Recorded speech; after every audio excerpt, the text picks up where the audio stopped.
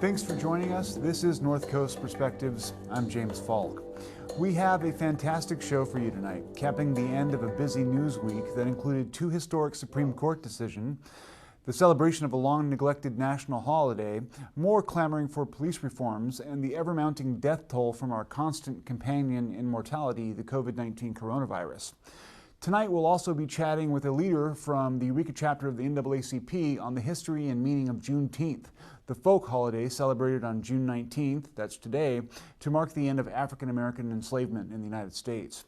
We'll also hear from community youth on how the Black Lives Matter movement has taken root among them and inspired a desire for social change and a political reckoning. As for the coronavirus and the battle for public health, Humboldt County Health Officer Teresa Frankovich will explain what it's been like for her to weather the political pressure and the angst-ridden ire of protesters, all while doing what she can to keep everyone in Humboldt County healthy and whole. So far, she's been making the right calls if our numbers tell the whole story. 4 deaths total, an outbreak contained at Alder Bay Assisted Living, and a trickle of new cases that keeps local healthcare providers alert, but nowhere close to overwhelmed. Now, the interview. Through the magic of Zoom, we are joined tonight by a local activist who has long been on the front lines of the battle for racial equity, Sharrone Blanck from the Eureka Chapter of the NAACP. Thanks for joining us tonight. Good evening. So, as I understand it, there's an event going on tonight to celebrate Juneteenth, held by the NAACP and also Black Humboldt, is that right? Yes, Black Humboldt really is hosting the event and really created the event. Eureka NAACP supports the event as well as some other organizations. Last year was the first time we partnered to hold the Juneteenth celebration together at Sequoia Park. And this year, because of the shelter-in-place order, one of the co-founder, Mo Desir, set it up so that the celebration could occur today virtually. Excellent. I should say that we had hoped to have Mo here on the show tonight. There's a small chance she may still be able to make it, and if we do get her, we will go to her. Beautiful.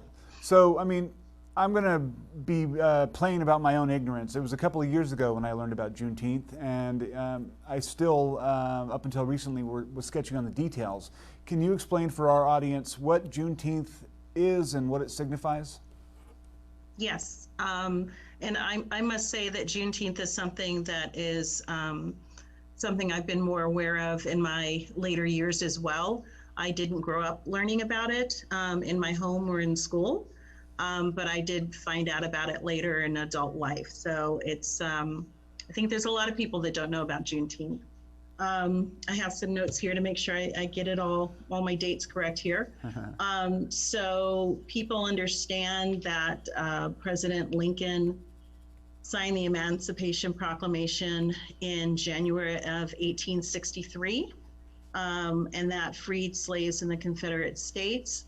However, it took 2 years, around June 19th of 1865, is when the announcement that the enslaved people were now freed, came to Texas.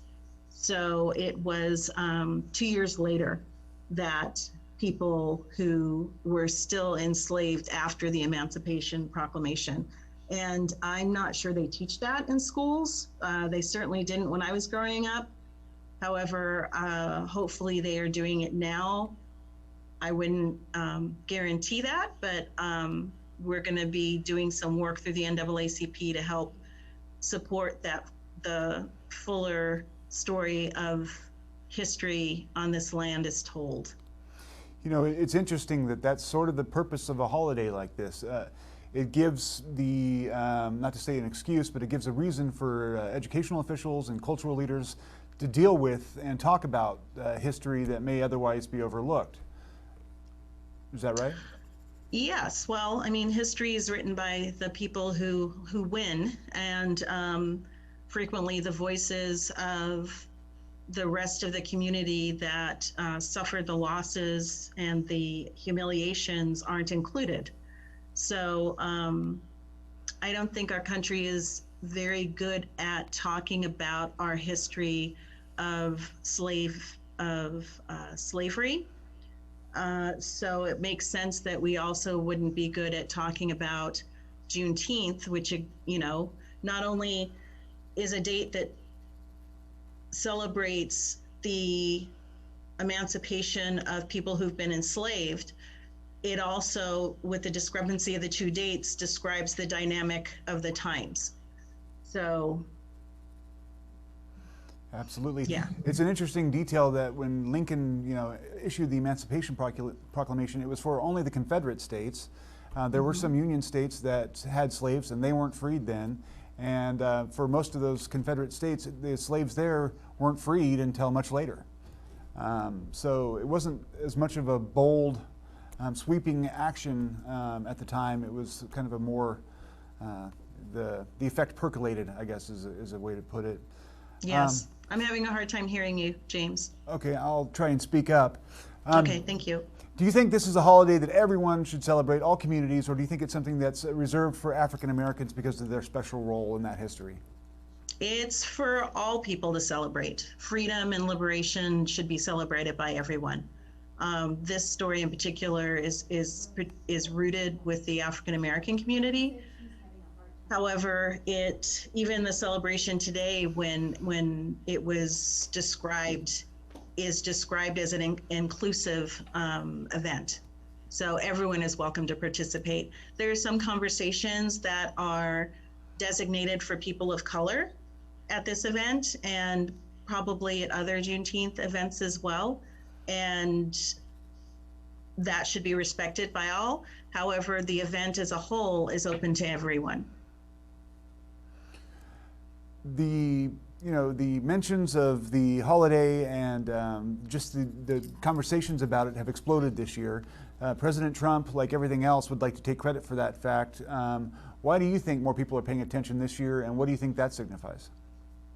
I think people are paying attention because of the numbers of Black people who are in the streets and other members of the community that are in the streets yelling Black Lives Matter. And this is definitely a holiday that's rooted in our lives and the lives of African Americans in this country. So I think everything we touch and everything that has to do with us is going to be amplified during this time. It's really sad that it takes so much tragedy and death for that to be the case. However, it's what it is right now. Absolutely. You mentioned that the NAACP, the local chapter, is trying to get involved in helping sort of change curriculum in schools so that they become more inclusive in their subject matter and don't neglect a lot of the history that we're talking about. What do you think the state is of American education? Have they reformed in any significant way over recent years? And if you could just wave a magic wand, what would you do immediately to broaden our students' perspectives? That is a very large question. I think that the key pieces actually have to do with some real tangible structural pieces. I think there need to be more people of color in the administration and teaching and in the staff. I think that the people that are served, the students and the families that are served by schools and school districts need to be a reflection of the community that they serve. So a comparable percentage of the administration and the teachers should be people of color that reflect the community that they serve. I think that would change the dynamic dramatically. Also, I think that there are a lot of excellent educational resources that tell the fuller story of how our country was founded and what has been done since that establishment of the United States. I think having that kind of educational system would create a different kind of citizen at the end of that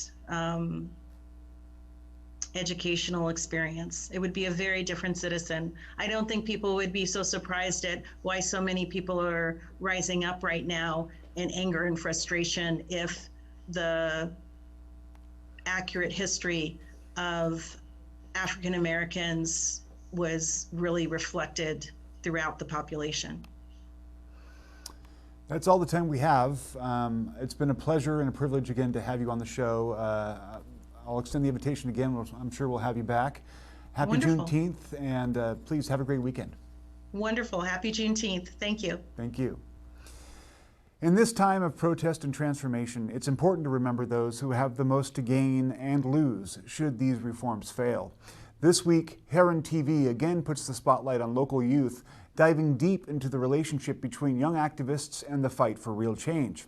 The following report, put together by local kids to highlight their generation's ideas and perspectives, is a testament to their clarity and courage.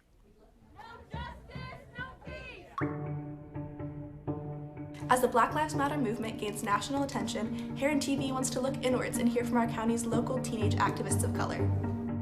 Hi, my name is Amaya Watson. I'm Nashira Aaron Williams. I'm Iana Watson. My name is Bella Fools Broughton. As a person of color living in Humboldt, have you experienced any type of racial profiling? There's definitely various ways that I've been racially profiled, being in stores. If I go in with my whole family, my dad and my sister are both very dark, we definitely get some very strange looks. I haven't personally experienced the harsh racial profiling that my dad would experience or someone else. There is an initial shock when people meet me. They think that I'm probably white. It does take a little bit of effort to get people to take me seriously, but nothing I haven't done before. In your school community, do you feel like there's ways your school could work to curb systemic racism? I definitely think having racial equity training within the school systems for teachers and staff and all of the above to just know how to handle some situations that might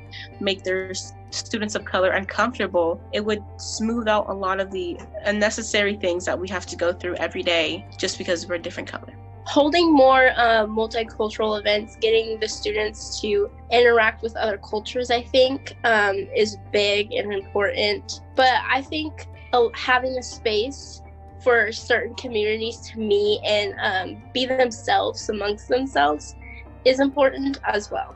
This year we had a lot of struggles with our administration and other staff just resisting us wanting to have our own voice. Our school is yeah, we do have a pretty decent minority group, but also we aren't very spoken about, and a lot of teachers don't understand what we go through and will unknowingly talk about things that do make us uncomfortable. What would you say to white people who want to get involved in the movement and want to show their support, but they're afraid of saying the wrong thing, or maybe they just don't know where to start? The first thing would definitely just to listen, have an open-minded conversation with a person of color, join a Black Student Union or an NAACP, join a group that is trying to empower people of color, get involved in a movement that is moving towards change. Allies are important. They're more important than they think. Their voice does matter because sometimes we are not heard. Is there anything else you'd like to say to the viewers watching this? To those that are advocating and really using their voice and their privilege and all that, thank you so much. It took me a while to really be comfortable to talk about this type of stuff, so I have a lot of respect for people who do who use their voice and advocate.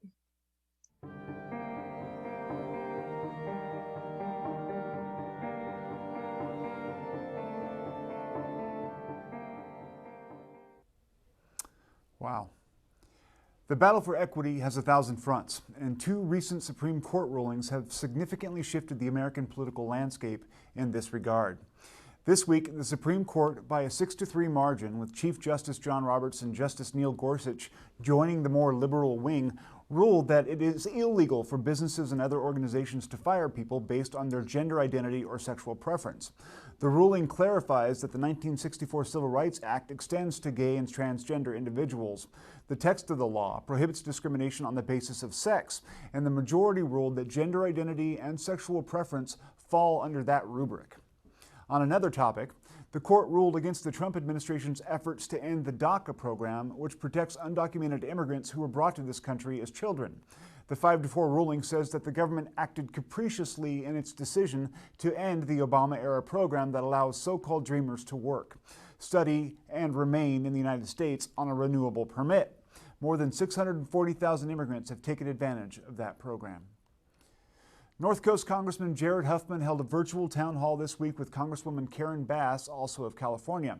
The topic was the Justice and Policing Act of 2020, the House's version of police reforms brought on by the recent death of George Floyd in Minneapolis, along with many others. Bass is chairwoman of the Congressional Black Caucus. But I think that the torturous, slow murder of George Floyd that the entire world witnessed was just a bridge too far. And it has led to the thousands of protesters that are out there, but it also led to us to act. And so a few features of the bill: accountability, removing qualified immunity from police officers. Our bill would require those officers to intervene when they saw something like that. A database.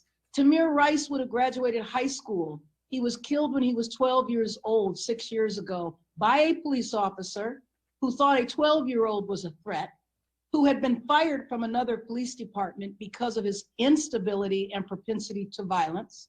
So a national registry where that police chief could have found out that this guy was unstable.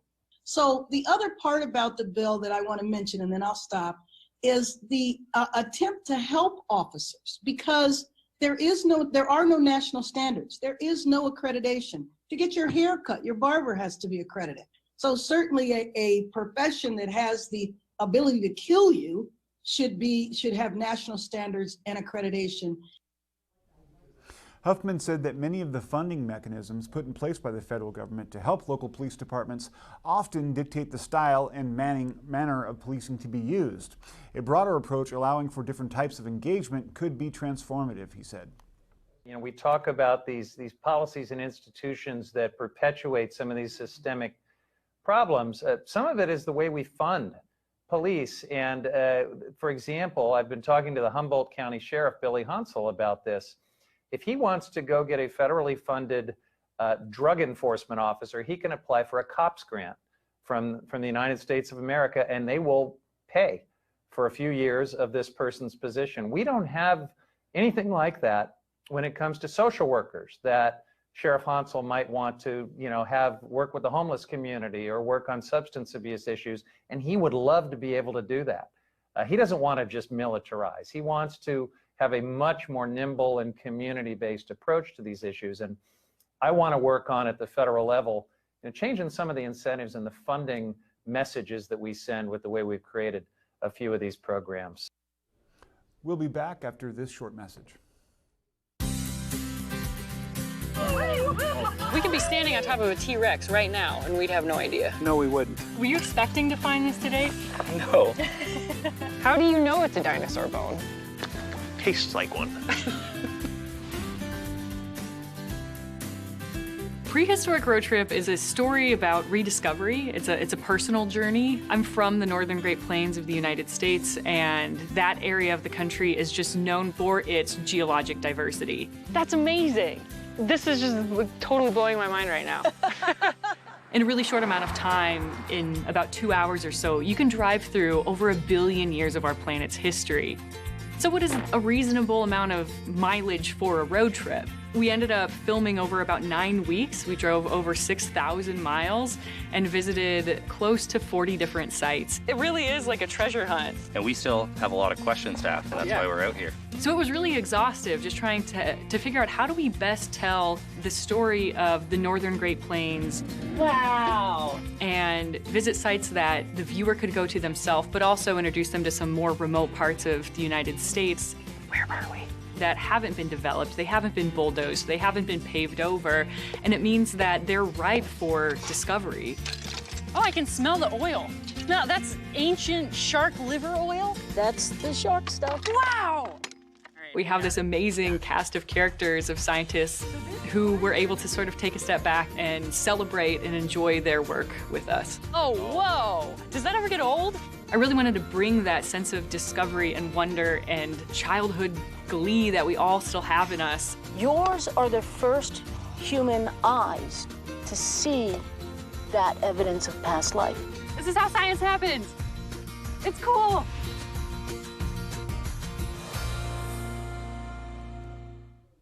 This is North Coast Perspectives. I'm James Faulk.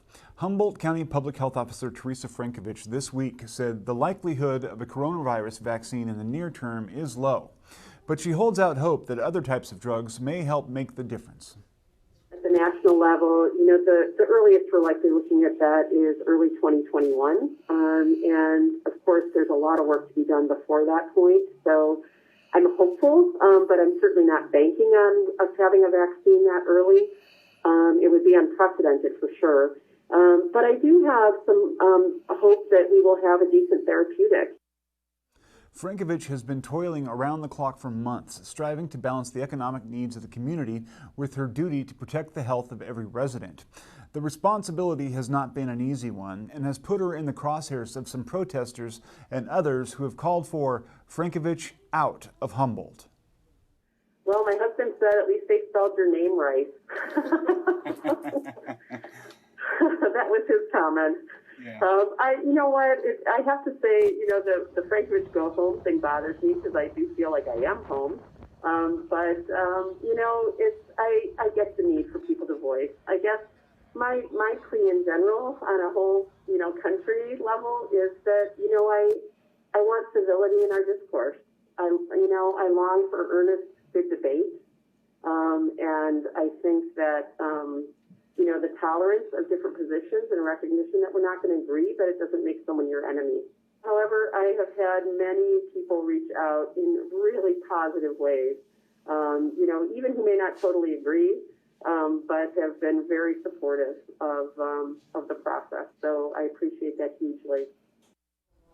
The pressure on Frankovich has come from elected officials and political leaders as well, she said, who are doing their best to represent the needs of their constituents.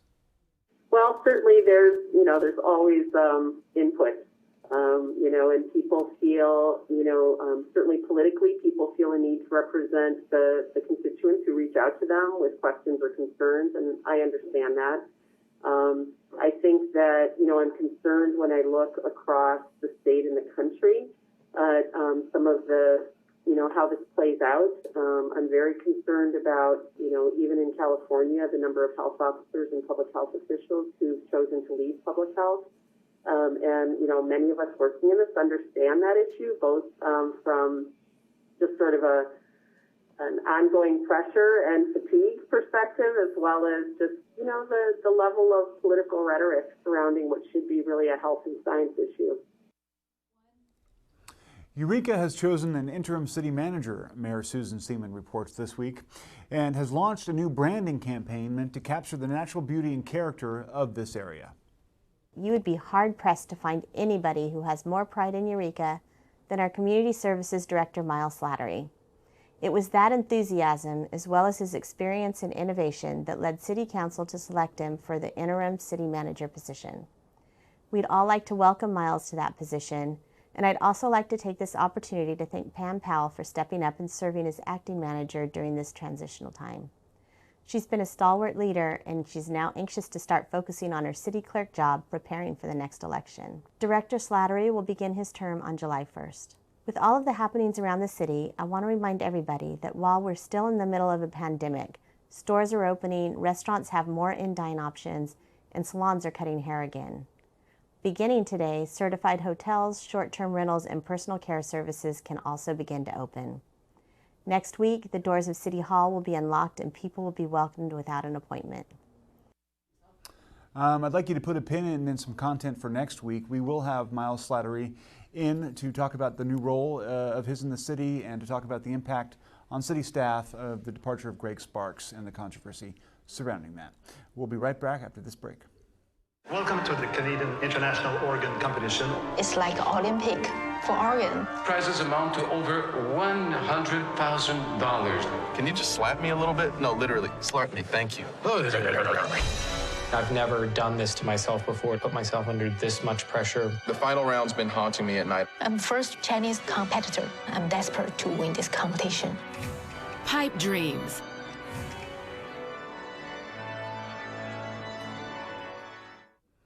This is North Coast Perspectives. After a lengthy investigation, a new report on misconduct at the University Police Department describes an atmosphere of internal division, organizational dysfunction, and faulty communication. Humboldt State University, in the wake of this report, has set out to address all the issues and make needed changes. The reforms will be guided by an outside group and by Interim Police Chief Christina Lofthouse. Doug Dawes, University Vice President of Administration and Finance, said the report presented an opportunity.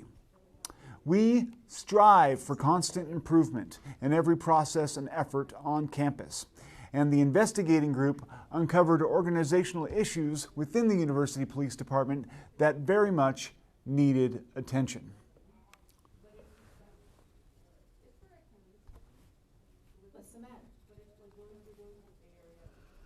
That's it for tonight. Thanks for joining us.